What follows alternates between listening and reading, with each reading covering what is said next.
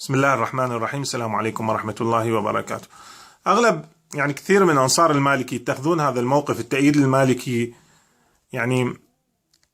لأنه يتخذ أو كما يعتقدون موقفا مختلفا عن خصمين في الوسط الشيعي، عمار الحكيم ومقتدى الصدر. لكن الحقيقة اللي تغيب عن أذهان كثيرين من ذول الناس أن هذه الخصومة خصومة ذات طابع إعلامي، بمعنى أن الاختلاف مختلف مبدئي على مصلحة هذا الشعب وعلى احترام هذا الوطن. أبدا، الاختلاف أول شيء بطابع مصلحي، بمعنى الاختلاف على المصالح، والقضية الثانية بها بعد شخصي.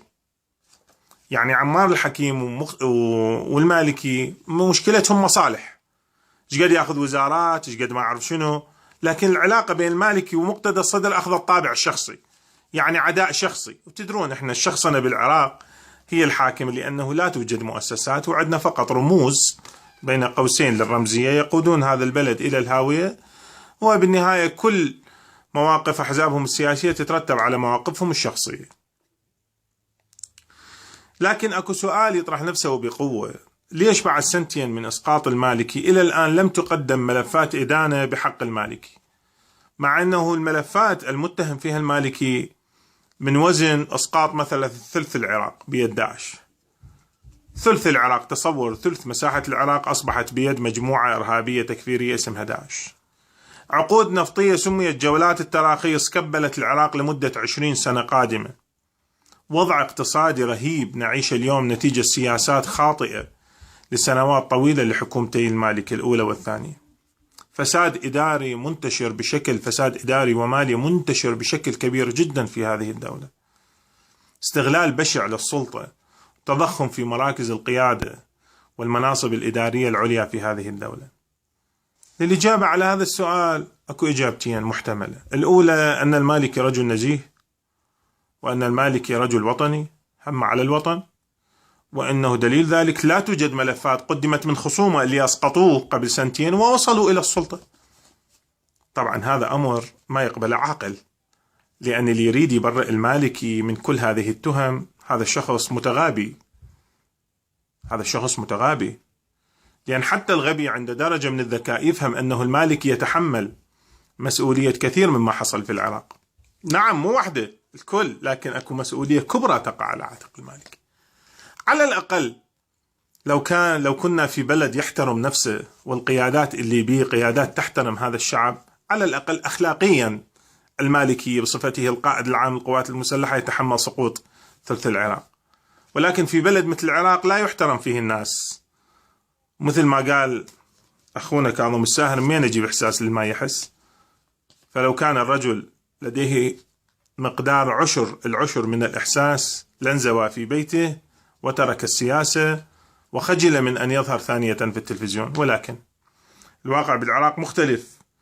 الاحتمال الثاني أن ملفات الفساد لم تظهر لأن الجميع مشترك فيها، وأن الخلاف حولها ما كان خلاف حول شرعيتها من عدم شرعيتها، أبدا، الخلاف حول الحصة. الاختلاف بين ذول الناس، هاي الأطراف الثلاثة، حول حصة الأخذ من كل ملف، مو حول مبدئية هذا العمل صحيح أو لا. ودليل ذلك أنه العراقيين في ظل حكم المالكي وضعهم سيء، وبدون حكم المالكي وضعهم سيء.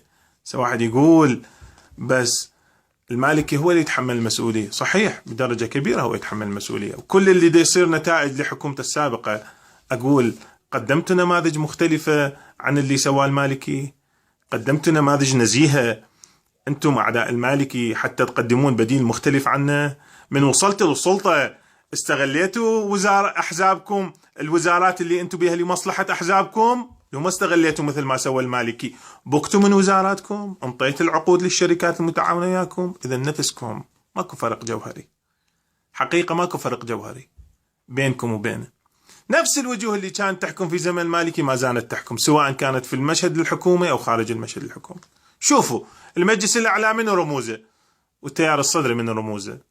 شوفوا في زمن المالكي كانوا والآن كانوا نفس الشيء. تغيرت مناصبهم، احتمال واحد صار تشريعي بعد ما كان حكومي، أو حكومي بعد ما كان تشريعي، لكن نفس العقلية ما زالت تقود. أقول للناس المخشوشين بهاي الأطراف الثلاثة: أقول لا تروحون بعيد بتسقيط واحدكم للثاني، لأن اللي قاعد أشوفه على الفيسبوك من تسقيط بحجة أنت من جماعة المالكي، أنت من جماعة عمار، أنت من جماعة مقتدى. أقول انتبهوا لأطفالكم اللي ضاع مستقبلهم، انتبهوا لأطفالكم اللي ما عندهم تعليم لائق أو صحة لائقة أو تأمين طبي يحترمهم. اهتموا بعوائل الشهداء والجرحى اللي يسقطون يوميا واللي ما عندهم معيد. اهتموا بهذا المجتمع اللي في طريقه إلى الانهيار.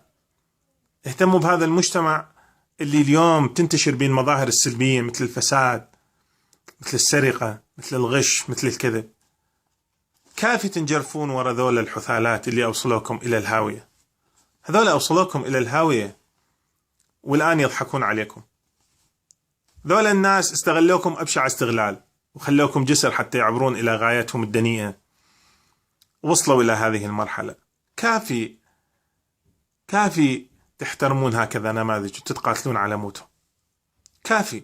فكروا شوية بأنفسكم، فكروا بأطفالكم. إذا أنتم ما تحسون بأهمية نفسكم، حسوا بأهمية أطفالكم. شوفوا أطفالكم وين عايشين، شوفوا البيئة اللي عايش بيها ابنك، شوف المدرسة مال ابنك، شوف المستوصف اللي تودي إلى ابنك، شوف مستقبل ابنك المجهول في هذا البلد. بعدين دافع عن ذول الناس.